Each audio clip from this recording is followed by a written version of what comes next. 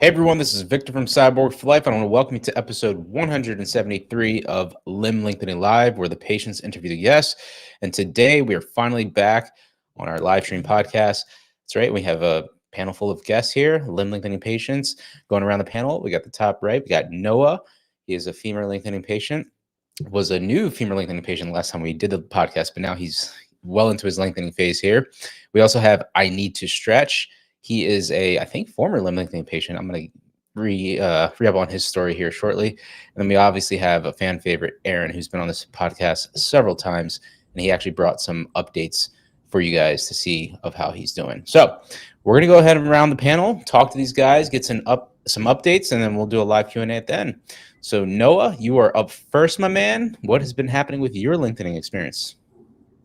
Yeah, so since last episode, when I was about 2 weeks in, I think, things were pretty rough. And I don't know exactly why this is, but it took me about 4 weeks to have my pain management not be a full-time job.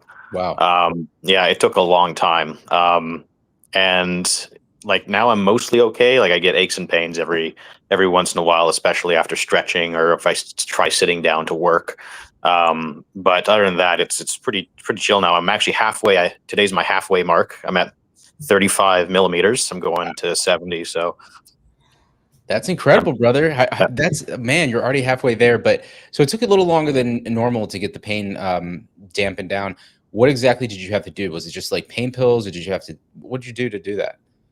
So it's interesting. The pain pills weren't very helpful, actually. Opioids, I don't know what it is with me. They had to get me all the way to oxycodone before things started to finally kick in, and I hadn't used opioids in 5 years since the surgery, so I don't know where all that tolerance comes from. But other than that, it was basically just trying not to use the naproxen. Yeah, because it was the only thing that worked.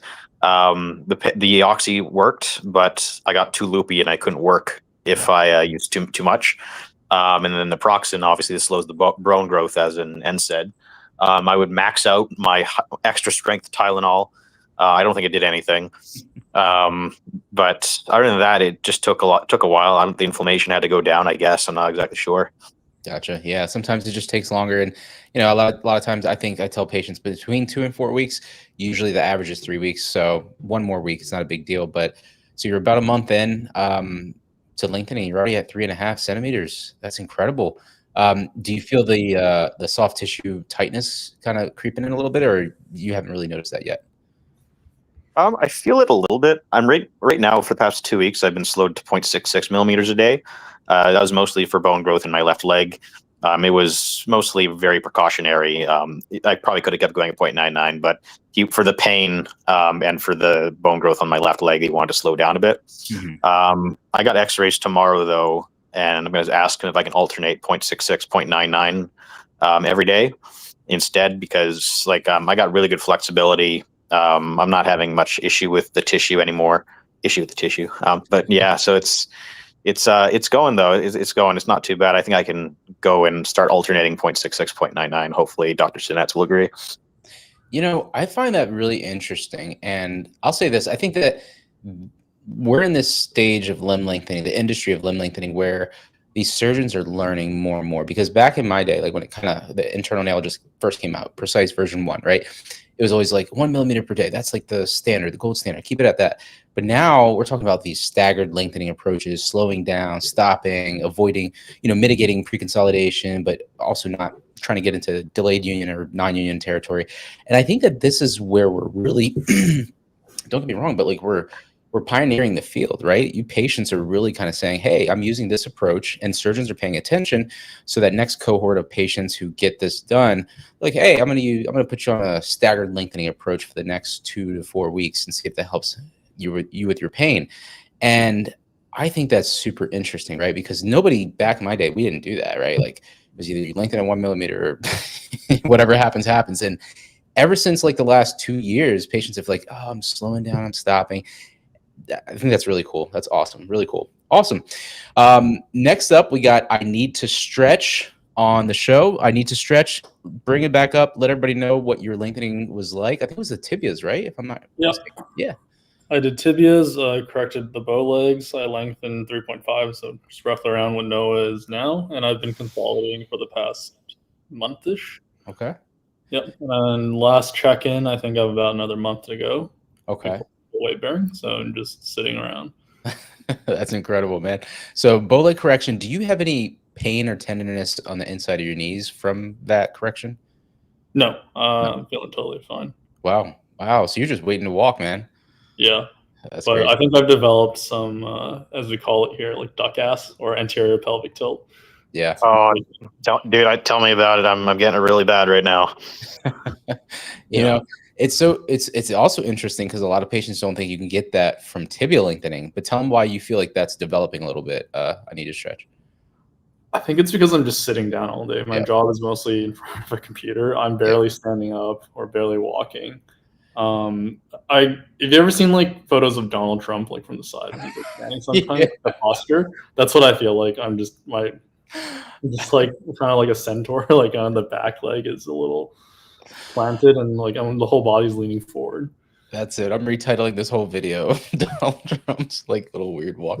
Oh, that's great. No, that's so true. And I think that's why patients who get, whether it's tibia lengthening or femur lengthening, you need to be sure to stretch every leg muscle. Focus on the limb segment that you're getting done, but you do want to hit the above or below the knee as well, especially if you're a quadrilateral patient. So very cool. Awesome, man. It's great to hear your update.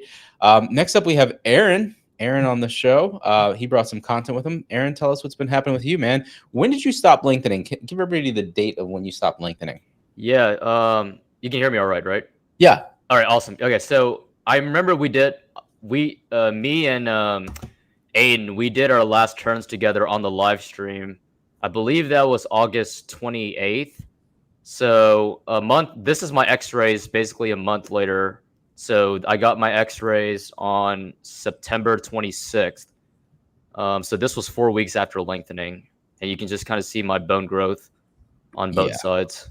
Let me see. I'm trying to get the pointer. Hold on. I don't know how to pull it. I don't know how to do that on this thing, but there it is. Good.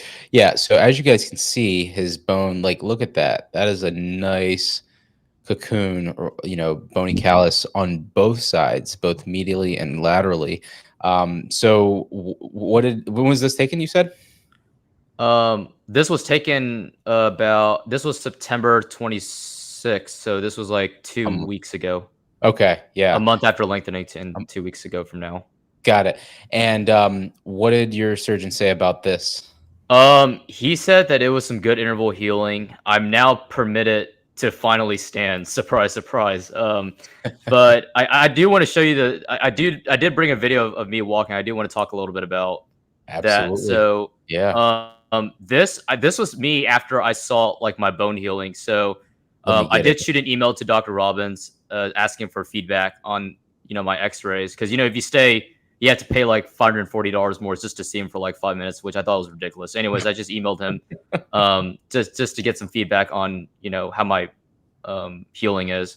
While I was waiting for him, I just decided to just walk on my own like this. So this right here is actually the first time that of like me attempting to walk unassisted. First time. This is like my first time. Yeah, I just gave it a shot. Yeah. Wow, that's brash. And it looks great, though. It's crazy. You look so tall, man, and your proportions look great. I mean, you have a silhouette there against the light, so arm length. And just so you guys know, he did, was it 7.3 or 7.4 centimeters? Yeah, 7.4. 7.4 centimeters. And you guys can, I'm going to play that a couple times. I'm just going to go back. I just need to pull it up here on the front. I don't know where it is. Here it is again. So check this out. This is Aaron, 7.4 centimeters, bilateral femur. First time he's attempting to walk, where he's cleared for just like kind of standing, but he's doing it, man. And nice smooth walker. It doesn't have too much of a waddle. It's a very careful thing. And granted, this guy didn't get too tight during lengthening. But I know a lot of you guys are worried about proportions. You can see it right there. I always look at the silhouette. That's the best way to analyze proportions. His arm length of how it drapes past he's tucking in his shirt, so you can see it clearly where his waist level is. Yep. And his proportions look great. Like his shorts, normal short length. I think they were like 8 or 9 centimeters inseam length. Looks great. And how did you feel when you were walking, Aaron? How did this feel? I definitely felt that it did take some effort. So yeah, Yeah. it does look kind of smooth for like 1 month out of lengthening, but bear in mind, like I'm still like, I still feel quite far from like normal walking. My quads did feel a little bit like weak and fragile, and I don't think it's because of the bone, obviously. I just think it's just from like, stretched and like tightened muscles. My hips also feel a little bit tight, and my quads do feel a little bit weak, but I think that's just something that it will go over with time. So right now I'm just on crutches, and I think just doing that every single day will help me slowly get back to normal. Now I know Dr. Robbins said you're free to stand, and he explicitly said, and this was like a few hours before he sent this email, but he was like, you're not permitted to walk yet. But I still gave it a shot anyways, just because I thought my bone was already good enough to do this. But I'm still following like Dr. Robbins' advice mostly. So whenever I'm going out, that crutches does offer a little bit of stability. So yeah, I'm still on crutches until probably a few weeks. But those like small unassisted steps I try to do like for like 30 seconds or a minute, and then that's pretty much me calling it a day. But yeah, and you can also see like I do have some sort of like bow legs when I'm walking. So that's what kind of like what made me also think about getting tibia surgery later, just to improve my bow legs. But proportion is something that I don't think it's like bad right now. My concern is that if I were to do tibial lengthening, I might look a little bit too leggy. That's interesting. Yeah, Yeah. that's interesting. Yeah. Yeah. I think this looks incredible, man. I think you look completely normal, and for your first time walking, taking steps, this looks a lot better than most patients who are like, I'd say, a month in to their walking. So this is incredible. So it's only a sign of what's to come. When did you do this? Was this today? No, this was like 2 weeks ago. Oh, like, wow. Right after I got my x-rays and I came back to my hotel, I started doing that while I waited for Robbins to like give me an answer. Now I know some of you might be thinking, all right, if you didn't have clearance yet, like why'd you decide to do this? And this is just basically me, not necessarily just feeling good, but like when I take a look at like other x-rays from like other people on the Discord, I noticed like they were getting cleared to walk, like even with like less bone healing than mine. So I feel like that just made me a little bit more confident just to try it out for like 30 seconds or 1 minute. And then I pretty much just calling it a day. But yeah, I mean, I debated for a long time whether I wanted to like, show this publicly or not, but I think this is really good progress just to show people like this is what can happen like 1 month after lengthening if your bone is sufficient and you do your stretches. Absolutely. You inspired me to defy my surgeon. Yeah, well, what he is do it at your own risk, but yes. Right. No. I think that, look, here's the thing, and I'll say this as a former patient myself, like tibial lengthening, where you don't really get the full clearance, right? But you feel intrinsically good. Like there's this physiological sense inside of you. I call it the cyborg sense. You know that your body knows when it's time, like, hey, we can go ahead and do this, right? Like if you injure yourself in the gym, you had a strained muscle, you kind of know when you can start with the light weights again. It's kind of the same thing with walking. Your bone, if you're an animal out in the wild and you break your leg, you're going to nurse your leg, but eventually if you need to hunt and eat, when you can get up and go, right? So it's the same thing. We have this intrinsic spider sense, cyborg sense of when you can take those steps, but obviously you need to be very careful. And some surgeons are more conservative than others, but this looks good, man. So I'm guessing by now Aaron's running marathons. That's probably what he's doing now. I used to run marathons back in the day. Hopefully, like I can get back to it like Socrates did. Yeah, what I meant is like this was 2 weeks ago. What are you doing now? You're probably walking around the whole block and. Well, to be honest, like I don't really feel that different from 2 weeks ago. I've mostly just been on crutches. Gotcha. But I think it will get better within the next 2 weeks, and hopefully by the next, like when I take my X-rays on October 23rd, or sorry, October 24th, then maybe Dr. Robbins will give me the official clearance. Okay, now you can crutch. I guarantee he will. And honestly, I think that by Halloween it was for you and Aiden to be able to walk, and you already kind of showed that is a done deal. So I'm super happy for you, brother. Incredible. Awesome. Thank you. Well, we'll be keeping this up on here. We'll probably show it a little bit later, but we have another person on the stream, DS from GS. DS, can you hear us? Still can't hear anything from him. Can't hear anything from him. Okay. All right, cool. Well, we did updates on everybody. So we'll go through some of the questions in the chat here, and then we'll probably just talk a little bit, and then we'll hop off, and then we'll see. We'll see what happens. So very cool. Awesome. So who do we got on here? Let's go. We got it. We got it. Noah, you got a fan from Jamie Chu. Gamer Oh, fan. Gamer fan 93. Aaron, any tips on dealing with nerve pain after femur lengthening? It's super painful in my shin, and gabapentin isn't helping much. Okay, so there's two things I would say besides gabapentin. One is I remember Socrates mentioned this, but he used like the reverse mechanism on the nail to kind of like de-lengthen like 1 or 2 millimeters, and I think for him, he said like the numbness went away. I think I could have done that too, looking back. But for me, I just stopped lengthening, and then I also used the Polar Care that I got from the hospital, which is basically just like an ice machine. You put ice in it, you put a little bit of water, and it just circulates like cold water. And I just pretty much wrapped it around my shins like when I went to sleep. That's basically ice is basically your best friend. That's Wow, my I best agree. advice. Yep. Yeah, that definitely helps kind of dampen the signals there. Very cool. Awesome. Noah, do you have any tips from how you dealt with your pain? Did you do any compression or icing as well?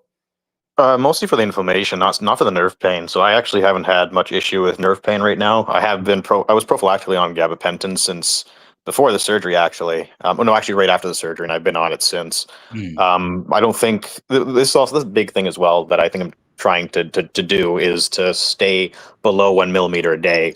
I personally don't have any rush. I live at home. I can take as long as I want to go back and forth, right? So for me, if I can avoid that by just not lengthening as much in the first place, not lengthening as quickly, doing more nerve glides with the physiotherapist and stretching it out, then I think that's more ideal. But for me, all I can think of is the gabapentin right now. I'm sure a little bit more when I get a little bit more length, probably with 5 or 6 centimeters, I'll probably start to feel it though. Gotcha. Yeah, we'll definitely keep us posted on that. And I think we just said another little thing: gabapentin prophylactically, right? Like that's before surgery. For those of you that don't know, or right after surgery, he said a lot of surgeons didn't start that until deep into lengthening when it was needed, right? So these are different approaches. So just notice what's happening. We're actually kind of manipulating or changing the whole landscape of the limb lengthening industry as we know it. It's pretty cool. I would say we're just outside the infancy, but like we're getting into that like early stages where we're developing the field. I mean, all these media outlets are reaching out for documentary interviews. Aaron's like a superstar celebrity nowadays. He's like the Brad Pitt for that because it's like he's done like 1,000 interviews. But no, this is great. This is great. Okay, next question here from Andrew H. Victor, when are you bringing on live Q&A of surgeons and surgeon interviews again? Which surgeons are next? So that's a good question. So actually, I did get a few emails. I think it was Dr. G in Canada. She was saying there's some new things with CLLC that she wants to talk about. So we'll do updates with her. Dr. Robbins, he just shot me a message. He's in he's currently in Abu Dhabi doing some surgeries with Dr. Paley there. So we're gonna get him on probably in 2 weeks, and then we'll probably do a roundtable after that. So like back-to-back weeks or like 2 weeks like Robbins, and then like 2 weeks later we might do a small surgeon summit, like a small one. I usually like to do that end of the year, but we'll probably do a small one. We'll probably have like Dr. Gdalovich. I'd like to invite Dr. Burkholz. I'd like to get what's his name, Dr. Asiag on, Conway. Like I would like to invite some of the handful of surgeons who have done really good work in this field. Maybe some European surgeons, but it's so hard with the time zone, right? Because you get the American surgeons on, and it's like on the end of the day, it's like midnight, 1 o'clock for them. So we'll see. But we do have some of that coming back. I'm going to get back to content now that my season is over. So I'll refocus a lot of that. So yep, that'll be coming up. But we'll do live Q&A coming up here shortly. Let's see what's next. Sean Franklin, hi. Jamie Chu. Aiden, Aiden's not on here. Do you feel better every day? I guess you meant Aaron. Yeah, Aaron, do you feel better? Yeah, actually, I feel all right. There's one observation I would like to point out is like the right leg where you can see like a lot of bone growth. There are like days where sometimes it's a little bit soaring for me to like lift my leg from like a seated position. I think I've had that a couple times, like when I was lengthening. I think it's just a bone thing. There's not really much I can really do about it, but it's not bad at all. But sometimes it does make me feel a little bit fragile. But other than that, like it's all good. I don't really feel any, horrible discomfort. It feels like almost back to normal. That's awesome. And what about you? INeedtoStretch, because you had tibia lengthening done, and you said you're about a month into consolidation, right? what's the legs feel like right now for you? You had, again, he had bow leg correction and tibia lengthening of 3.5 centimeters. I feel nothing really. Like if you didn't tell me I had limb lengthening, I wouldn't like notice anything's wrong with my legs. Essentially, it's only if I'm standing or putting weight on it. It's like, oh, my knees feel a little tender, but otherwise, like legs just feel like legs. Wow. Any ballerina? No, thankfully not. That's so cool. That is really good, because I have talked to quite a few patients right now, recently, consultations and whatnot, that have been going through the process. And they're like, this is the worst pain ever. I'm like, just get through this. Every patient says the same thing. They regret it in the first month. But once they get over that hump of the initial pain, it's like, oh, don't get me wrong, lengthening's hard.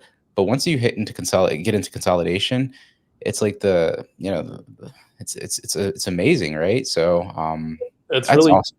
It's the boredom that gets you. Yeah. That's good. You're waiting for the legs to heal so you can get going. That's great. This one's from Jamie. He's saying, if you're young, can you go back to normal, like running and doing sports again? Well, obviously, yes. There's that. Apparently, Aaron said, no, there's that. Show him Side Quest video. Side Quest, yeah. Just go check out the, it's actually the latest video on my channel besides live streams. If you go check that out, you'll see he can definitely run. Yeah. And Socrates just ran a marathon too. So that's the guy. He ran a whole marathon. Yeah. We were talking. He texted me after. It was the same day as my competition. He told me that he did it. He completed his marathon. I thought that was incredible. He told me that he has a lot of work to do to build up his endurance. But just think about this. Like, I think just under 2 years ago, he was getting his surgery and he ran a freaking marathon. How many people can run a marathon as it is? And he did that after lengthening. It's crazy. Okay.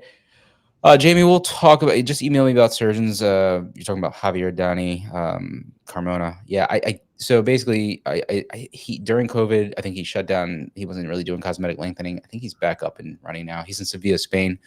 I visited Sevilla. It was beautiful. So from what I know, he was a good surgeon. But yeah, so you can email me about that. GamerFan93, how much gabapentin are you on, Noah? So I take 300 milligrams 3 times a day, total 900. Okay, that's good. That's pretty standard. Yama Grizzly, question for everyone, including you, Victor. What were your guys' height and seam length before surgery and then after? Okay, Noah, we're going to start with you. So height, I was 171 centimeters, about 5'7" and a third when I started. Inseam, I think it was about 30, around there. I need to stretch. Started at 177. I do not remember. Somewhere around 30 waist, and don't remember the length. All right, Aaron. I think my pant inseam was also 30. I'll have to double check on that. I was 168 before, and then now I'm like 175.3 morning height, 174.8 evening height. The one comment I will make though about pants is that, I thought I had to like buy like new shorts and new long pants after the surgery, but no, it's like when I put them on, now it fits better than before. Like my long pants is like less baggy, and you can see like the basketball shorts that I was wearing. It was already pretty long then, but now it fits better. So yeah, that's crazy. Oh, DS, I think we heard you earlier, but hold on, Aaron and all the other guys. I think I agree with you. I think that a lot of clothing, the cut, like it actually seems like it's made for like people of the average height, like 30, because I was a 30 inseam as well. I think before and after, I only gained like 4 centimeters on my tibia, but yeah, so I was like 170.5, and then I was like 174.5 afterwards. So Aaron, you're taller than me now. You suck. But yeah, most clothing, it finds its way to be like better fitting. But I have heard that, you guys know, Above Tempo, he did the double quadrilateral lengthening. He said he needed a whole new wardrobe because he went up like 8 centimeters on each. So DS, are you on here? I think I heard your movement earlier. So there's definitely sound working on your end. You're just listening. Anyway, Sen is asking about everybody's wingspan. So I do remember I measured this, I think like a couple years ago. And I think it was like a 6-foot wingspan. So that's why I always wanted to do lengthening to get to 5'11" or so and just be, really proportional. But we'll see. We'll see what happens. Anybody else know their wingspan? I'm 175 centimeters, or about 5'9". Okay. I need to stretch. You know yours? I am 6 feet. 6 feet too? Okay. Yeah, 6 feet. Cool. So you said my proportions look good. Just for the record, my wingspan's 167, so just 1 centimeter below like 5'6", and I lengthened like 7.5. So, and I purposely like obviously tucked my shirt in, so you can see like where my waistline is and how my proportions look in this video as well. But even then, it doesn't look bad at all.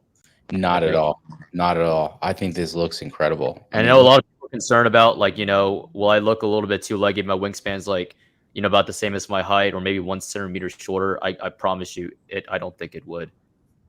I don't think so. Because how much would you, if you did do tibia, how much would you do?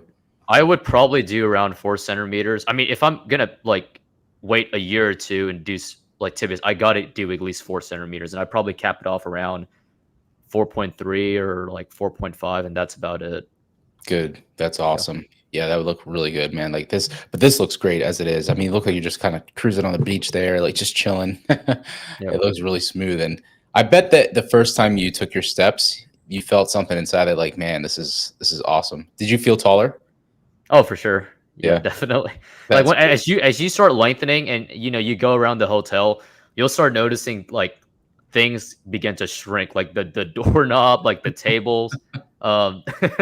It's a good feeling that most of everyone here has. Yeah, that's crazy, man. That's got to feel so crazy. It's like just feeling up on that next level. It's kind of like, I don't know. I used to roller. This is actually how I broke my tibia way back when. Was roller skating, like rollerblading in the streets. When you put on rollerblades, you're up like I don't know, 2 or 3 inches, right? It feels like you put those on, you just feel like that much taller. It's crazy. Very cool. Okay, so we have Olympus on the stream here. What's up, Olympus? How are you? I know him very well. Do you? Okay. Yeah. Oh, we're very good friends by now. Yeah. I think I can make it. What's going on, Olympus? Are you sleeping? All right. Oh, wait, we got St. Warrior. There you go. I'm just looking for an unmute button. Oh, okay. Hey, man, how are you? Hey, I'm doing great. Yeah. That's great, man. So you got your lengthening. So tell us what. So when would, because you got femur lengthening officially?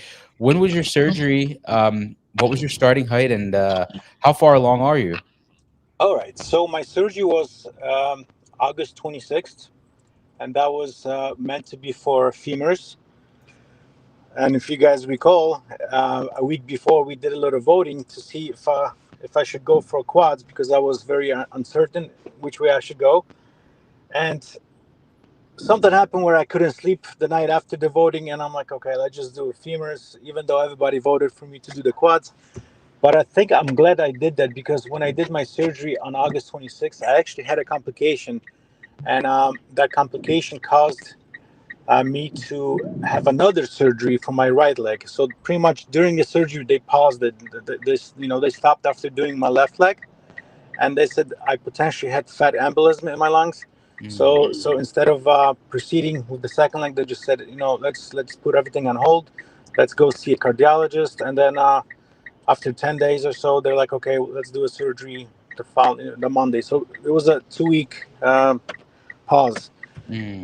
And if I would have picked quad, I probably would have had 3 or 4 surgeries. So I'm kind of glad that I've only picked femurs, or maybe they wouldn't even let me do the quads. But picked femurs and everything is amazing. I feel great. Aaron's kicking ass here with the information.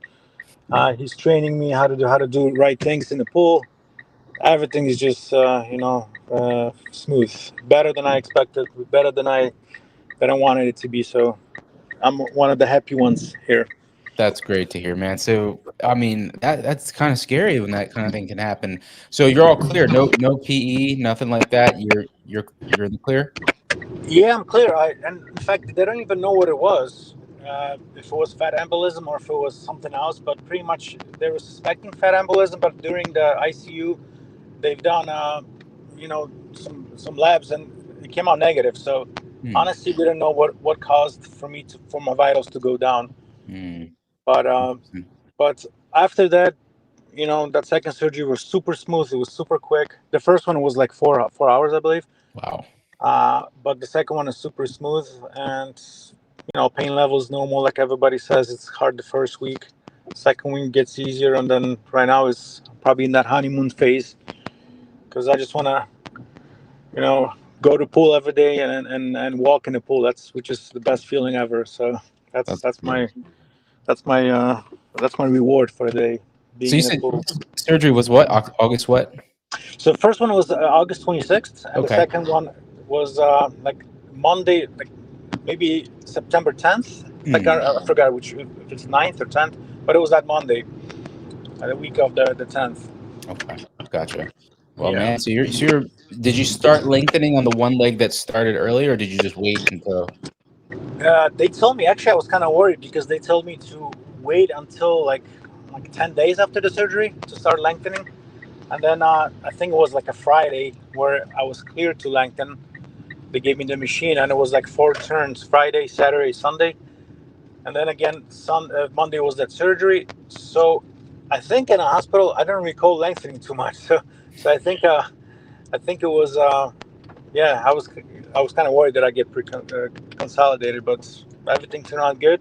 I think I'm about even now because I was doing 3 turns on my left leg in the beginning, and then 4 turns on my right leg after the second surgery, and now I'm about to be even this week.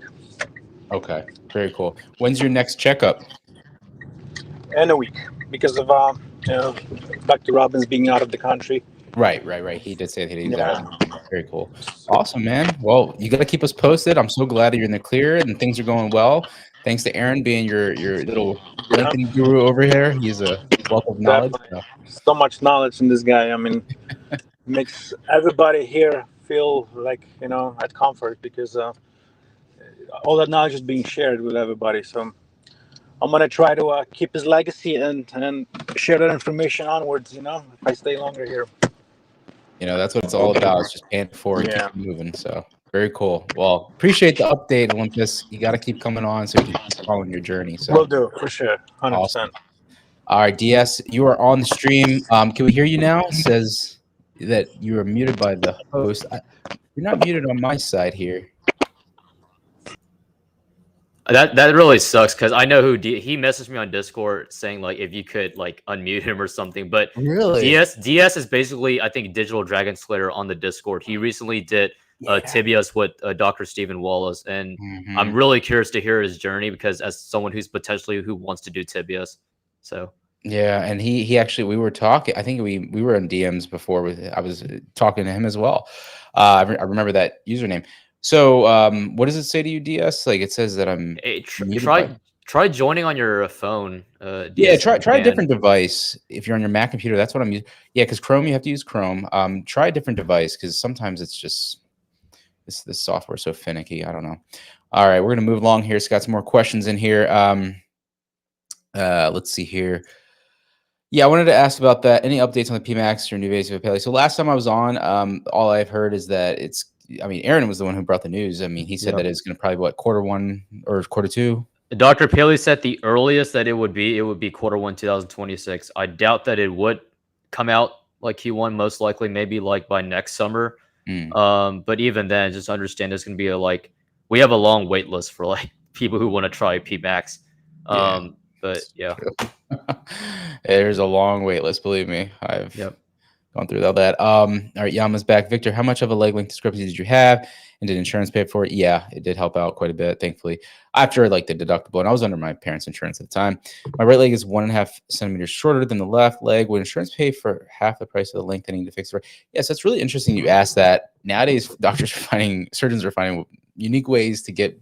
If you wanted to get both done for height lengthening, here's how you could probably phrase it. And I don't think I'm gonna look at this episode, but if it's symptomatic, because technically under 2 centimeters is not really a medical necessity.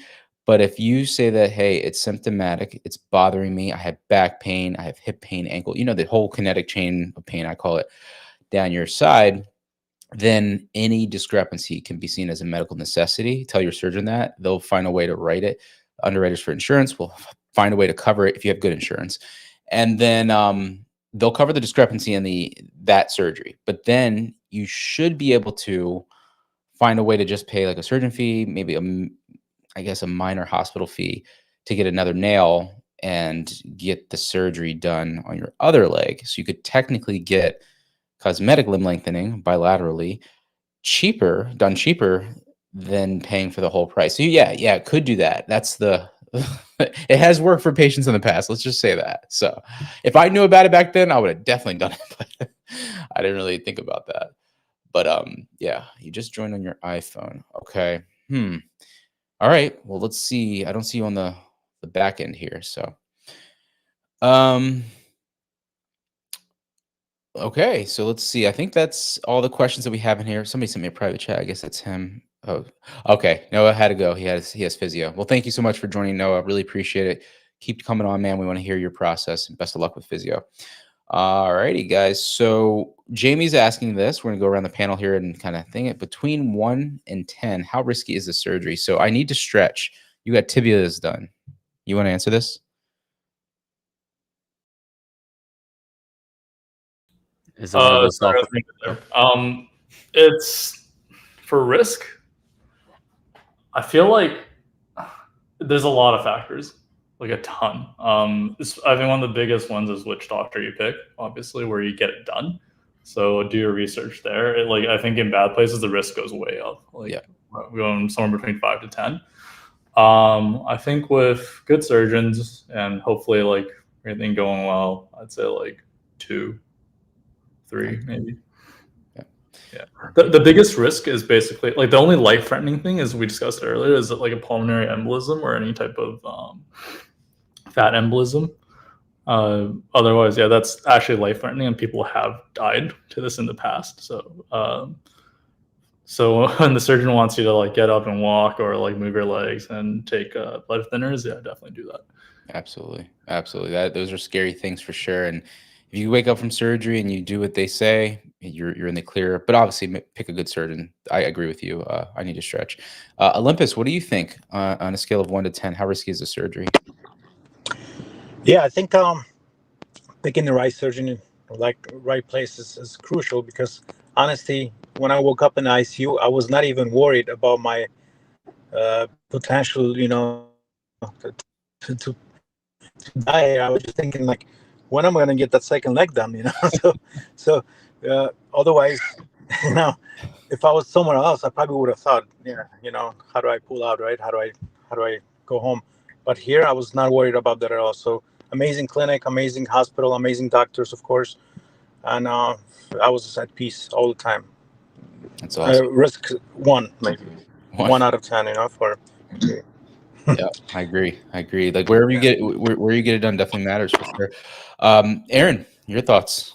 Yeah, like INeedtoStretch said, I think it's the surgeon is the biggest factor, because like I think Olympus is a really great example, because he did have a complication of what was it, like pulmonary or fat embolism, but the thing is that the team recognized it as a potential like risk, so that's why they delayed his other leg like 1 or 2 weeks after to prevent that. So I would say like here, because they're able to recognize like risk and complications early on, it could be as low as a 1 out of 10. It's and recovering from this, it's kind of like a minor sports injury in my opinion, especially with femurs. I know with tibias, it's a lot more technical. There's a lot things I think that can go wrong with it.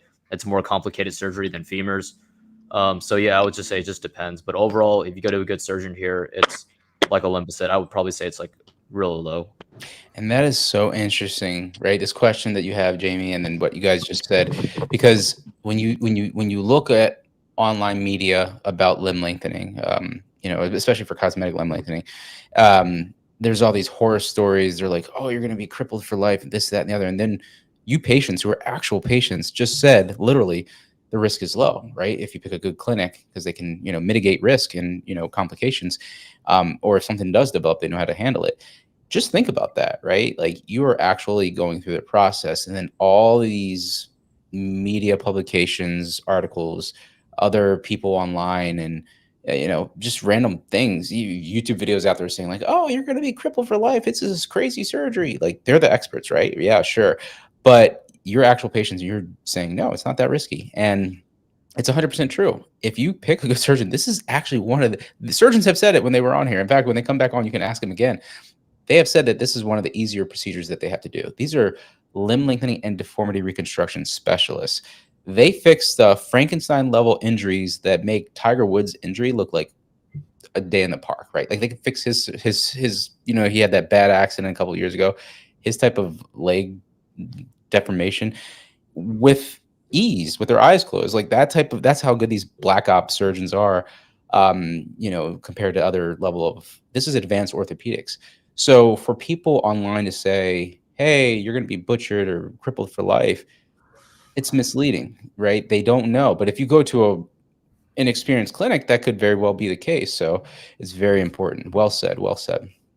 If I could also share, and Olympus, you can maybe speak more to this than I do. We actually just had a patient here who actually just he came back from Turkey, like doing limb lengthening, and basically he got butchered at a very known clinic that I won't say its name, but he had to get fixed over here. So he ended up paying, like, I don't know how much he had to pay just to fix up his legs, but I think this just goes to show, like, you know, your choice of clinic and surgeon is really important. Absolutely. Yeah, I think if I'm not muted, can you guys hear me? Yeah, we can hear you. Oh yeah. So I don't know how much he ended up paying here, but I know that he just forfeited everything that he paid in Turkey. Everything that he paid, he's like, you know, I don't even care about that money because I want to be in good hands.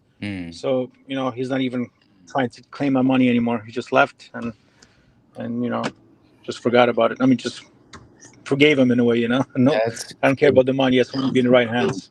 And that's full amount. And that's what I think patients have to learn to do, right? When they're prospective patients, the patients who are thinking about going through with this, they have to really learn to do that before they go through with it the first time. They have to kind of say, hey, what would the future me who might have developed a complication be saying? Oh, I don't care about the money, right? Like, just fix me. Say that before you go through with the surgery in the first place, and you'll be good, right? Like these guys on this panel here, they're all like, oh, the risk is low, 1, 2, well, you know, because they did it from the start. But then you're right, patients who fall into my inbox or they're asking me like, hey, this is my budget of 40 grand, or I don't want to spend that much, you know, for limb lengthening. Can you recommend some good surgeons from Turkey or India, like some cheap place? I'm like, you're not doing it the right way. That's not what you're supposed to be saying. So, all right, let's see. We got DS. DS, are we any better? Yes. Can you hear me now? Yes. What did you do? Great. Yeah. I think it's something with a Mac and computer environment. But now I switched over to Chrome on a laptop, and that seems to be working. Awesome. Yeah. Hi, everyone. So I'm a patient going through Tibia-Femur.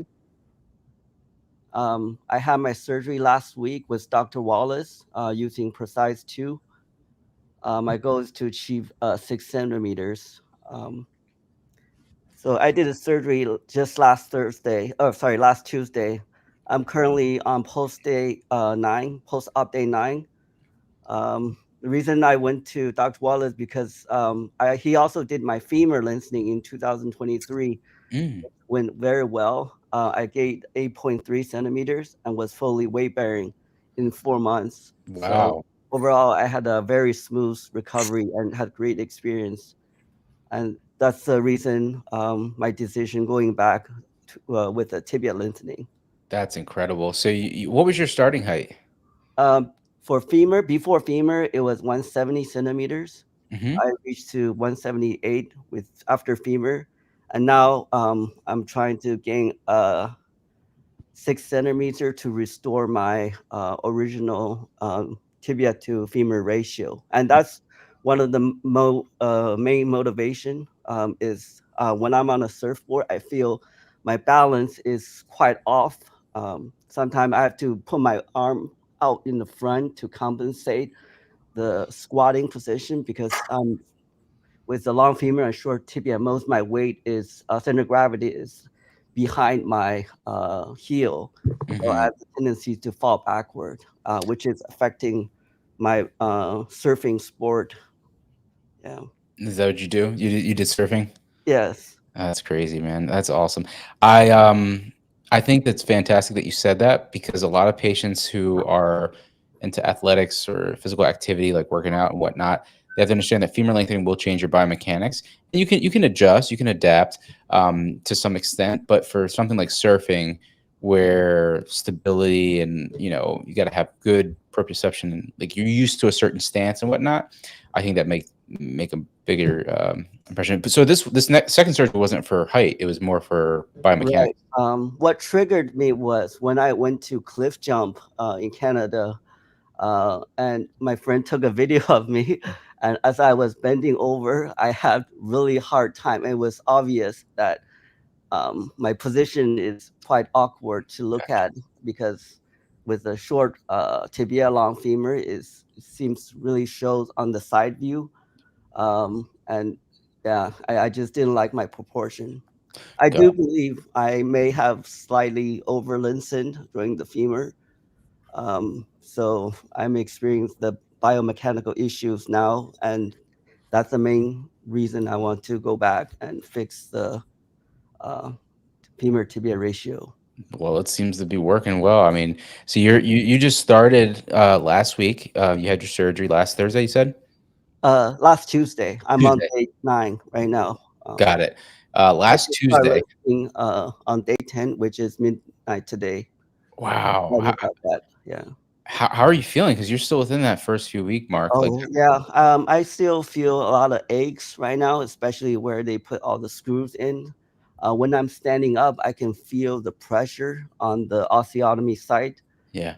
And when I'm laying down, resting in chair on my wheelchair, the pain level is maybe a 1 or 2, or when not using any type of medication.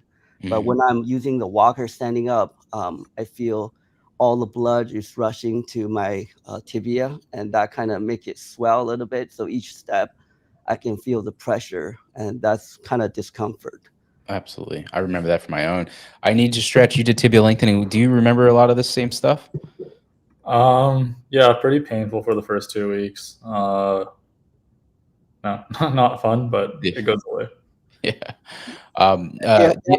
If I have to take more than 10 steps on my walker, I would use the wheelchair instead, and it's much more manageable on a wheelchair. Nice. I have a fun story from when I think like a week and a half after the surgery, I tried walking. So at least if you could elevate patients, you're asked to walk a little bit. I tried to walk to the park. Like I looked at Google Maps, it said it was like a 5-minute walk. I'm like, okay, no problem. Took me like 2 hours. I like 3/4 of the way there, I was sweating. Like I just couldn't even I had to take an Uber back. And it was like a 5-minute walk. So it was pretty brutal. But now I think you can do that walk, no problem. Yeah. Especially, no, I'm telling you, like your legs just feel like tree trunks. They're super heavy, swollen, and painful in the first week. So right now, the only issue I've noticed is I'm not sure is considered a complication. I have a difficulty lifting my left toe and left ankle. It started, I think, on day 2 after the surgery. On day 0, day 1, I tested all my joints are functional. I can move my toes, I can move my ankles. There are no issues. But I think started after day 2, my left leg is started to swell much more than my right. And when I use a measure tape to wrap around my leg to measure the diameter or circumference, my left leg is about 2 inches wider, more diameter. 2 inches. Right. That's quite pronounced. Did you contact your surgeon about this? Yeah, I did. He took a look at it, and I think it's because the swelling that is pushing one of the nerves, the real nerve maybe, and it's pinching it, and that is affecting my ankle dorsiflexion. I can feel the sensation, but my ankle dorsiflexion right now is just very weak. I can feel the muscle is triggering, but the motor action is not there yet. Yeah, it's definitely swelling. So what are you doing to kind of manage your swelling? Are you putting your legs, elevating them and kind of compressing them? Elevated all the time when I'm resting, and ice and rest. Yeah. I mean, that first few weeks, it's really, they do get really swollen. So I'd say keep an eye on it, until it gets to week 2 or even 3. It should definitely dissipate and resolve. And if not, just keep your surgeon informed because you don't want that to go too long because compression on the motor nerve, like I think it's the tibial nerve. Yeah, my doctor, he provided me with the brace, the foot brace that allow my feet to rest in a 90-degree angle. Yeah. So that helps. But he believes once the swelling is gone, I should get the dorsiflexion back. Yeah. I agree. I think that brace is a secret weapon. Like I keep telling patients this. It's like compression is your biggest friend. I had a molded cast for my tibia lengthening to get the swelling down, and I'm telling you, DS, it worked like a charm. You gotta use that night splint that he has. Does it wrap over the swollen area? Or do you have a compression? It's very soft. It's very soft, made of cotton. And do you have ace bandage you can wrap around it just softly, like, or some sort of compression? Right now, all my surgical incision is pretty much dry, and I took out all the bandage. And you took out. So what I would do, visible, yeah, I would put like something like to cover the incisions, and then put some, because you need compression during the day, or compression is going to help a lot of that swelling to go down faster than just waiting for time to take its course. And that will get your dorsiflexion back a lot quicker as well. It's something that it's one of my tips to you. A lot of surgeons recommend it as well, but like it's one of the tips from a tibial patient. Definitely try to do that. You can probably go on Amazon and get like a lower leg calf, Velcro sleeve or something like that. Just don't put it on too tight. Just a little compression is all you need. It helps the venous system to kind of, like the veins, to kind of push that fluid back up in the circulatory system. So you really do need to get rid of that swelling. It'll help you feel better too. So thanks for the advice. Absolutely, man. I think that once you get rid of that, you get out of the pain, you'll be feeling really good. And you're a former patient, you know how to handle the lengthening process. So how fast are you going to be lengthening? My doctor said I can lengthen starting on the 10th day. Tomorrow? Rate of 0.75 millimeter per day. Okay. For until my body tolerates. Yeah. That's awesome. Very lengthen, cool. Observe. Yeah. Yeah, lengthen. He knows it, man. I love it. But he doesn't want me to go faster than 0.75 millimeters per day. No.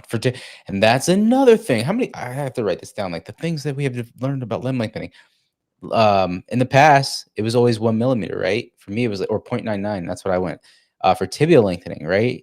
And granted, I had fast bone healing, but nowadays, most surgeons kind of go no faster than 0.75 or 0.6 on the tibia. So I find this to be really interesting, because back in the day, 10 plus years ago, a decade or longer, that wasn't the case. So I'm gonna make a video of like the things that, how limb lengthening is changing or whatever. All right, let's see. A couple more questions and we'll probably call it a day. Yama is saying, what's the best way to take off of work and not lose your job? I drive a tractor trailer and plan on lengthening 4 centimeters plus 1 centimeter on the shorter leg. Okay. So max length of 5.5 centimeters. When could I safely return to work? All righty. So let's see here. Anybody on the panel have to kind of work around the job issue? Olympus or INeedtoStretch? Any of you guys? Aaron? Olympus, not really. And I have school, so I don't really have to do like a labor job like driving tractors or trailers. And as far as like, when you could safely return to work like this, I mean, it just really depends on like your bone growth and like when your doctor clears you for stuff like that. Yeah. So it's difficult for me to say. I mean, do you want to like drive a tractor while you're on like crutches too, or do you want to walk unassisted? That's also a factor. Yeah, true. Yeah. I think the one thing you gotta understand is that not lose your job. This is the type of procedure that you kind of have to kind of sacrifice something. It's for manual labor, that is. Like a lot of guys work remotely. Like that's the number one thing that makes this much easier and feasible. But if you have a job like a tractor trailer driver, let's talk about real deal. I remember I heard he was like driving trucks while he was like, and he was like, in the sewage tunnels and whatnot. That was crazy. He was doing some superhuman stuff. But anyway, okay, all right. Let's see here. Next one. All righty. Let's see. Okay. Oh yeah, Jamie has this question. Shouldn't be that'd be illegal. Yeah, turkey. Turkey's coming up in November. Just kidding. All right. So Dr. Parihar in India seems safe though. You've had him on the channel before, right, Victor? Yeah, I've had him on. Many surgeons have said that he is a careful surgeon. I think that he has had patients that have done really well. He's a good deformity reconstruction specialist. Thing is that it's hard to get him back on. I actually invited him on for like a little chat once, but his time zone is wicked. It's different. It's like I'd have to be up in the middle of the night or like do Saturday morning early, which I might do with him just to catch up with him if he's interested. A lot of these surgeons, he's one of the surgeons that doesn't really care for any type of promotion and not that I'm a promotion, but like just doing podcasts and stuff like that. He just loves the work. So we'll see if we can get him on. Alrighty, we'll do this last question and then we'll just do an outro. So what your friend thinks, what does your friend think, or what's their reaction when you told them about the surgery, they saw you taller? So any of you guys, let's see, DS, you're the most, I guess the person who did femur lengthening, you went up 3 inches. What about you? Yeah, definitely. People will talk about it. They may not be direct, but people will notice and talk among with each other. It's something not going to be avoidable. I think the best way is just tell them that, well,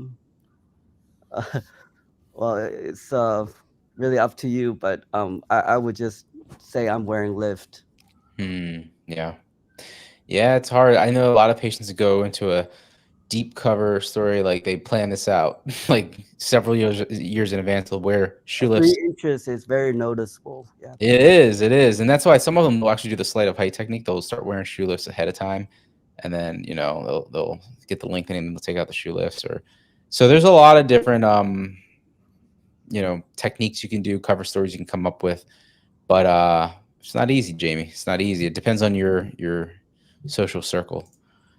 Thanks for the episode. Looking forward to seeing Robbins in 2 weeks. Oh, nice. You're going to Dr. Robbins. Yeah. Oh, you meant for the live Q&A. Yeah. He'll be back, and then we'll try to get the surgeon roundtable if we can get everybody together sometime after that. I was thinking about using FMLA, but that only guarantees me 12 weeks off. Yeah, that's interesting. Even with Precice Max, driving would be not recommended so soon after. So if you did 12 weeks off and then you took off, let's say 3 weeks for yourself, and you had fast bone healing and you were cleared to kind of drive and only drive, not like do things, then maybe that might work. So something interesting, like last year, I remember there was a guy who he planned on driving during the length, and he had the Precice Max. So actually in the hospital, they had a module that like teach them how to get in and out of the car based on some sort of like setup. So I mean, it is possible, maybe with like a full weight bearing nail, but even then, like with P2 might be a little bit difficult. True.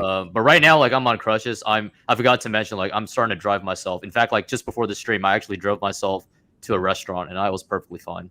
Wow, that's so cool. Yeah. Wow. I remember when I first drove and I started driving to PT, and like you just feel so much more independent, right? Like I had badass surgery done, I can drive again. You start to like kind of get these abilities back. It's pretty cool stuff. It's not Jamie, it's Jaime. Oh yeah, that's right. I'm sorry. Blame me, man. I'm tired. I'm looking at it wrong. Oh, there's Aiden. Hey, Vic, great show, guys. My twin Aaron. Yeah. All right, let's see. I just told people scoliosis surgery, not as much stigma, and you still gain height from that. That's 100% true. It happened with me, right? You can use that all day, every day. I'm telling you, it works. It works. Cool. Awesome, guys. That's all in the live chat. Well, I want to say thank you to Noah. I need to stretch. Aaron, of course. In fact, I'm going to show Aaron's video one more time before we go off.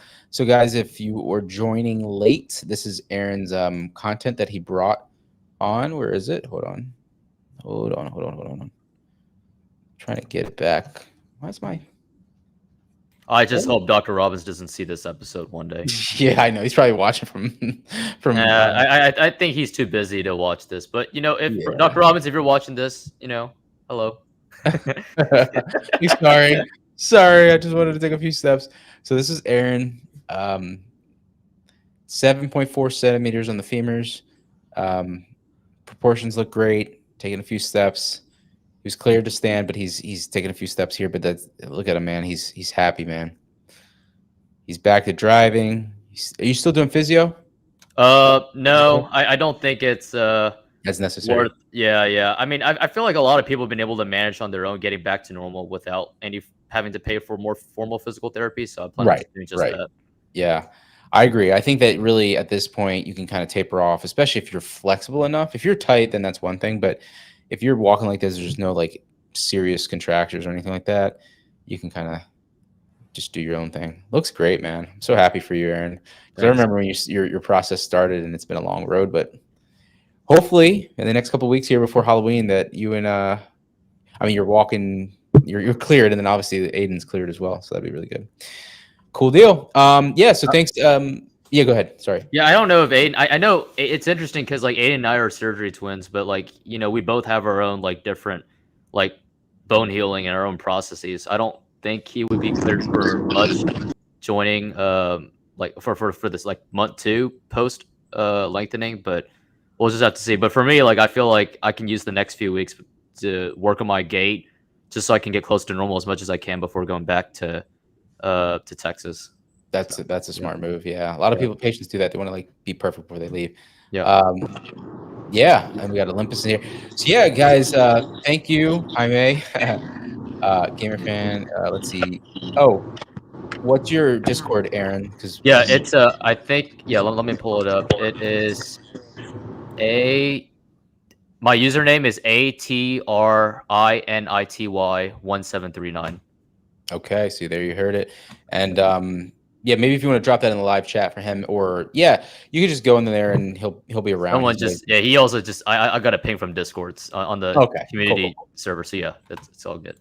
That's awesome. All right, very cool. Let's see here. Any other ones? Aaron is killing it. That's right. And you look normal. Hey, Olympus.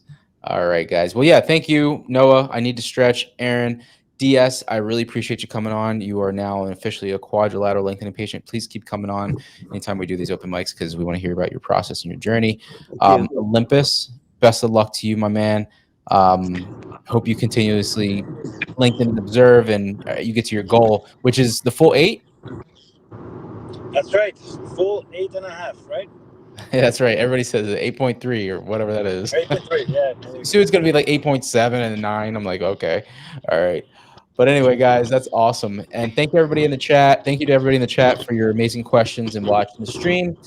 And this is episode 173 of Limb Lengthening Live.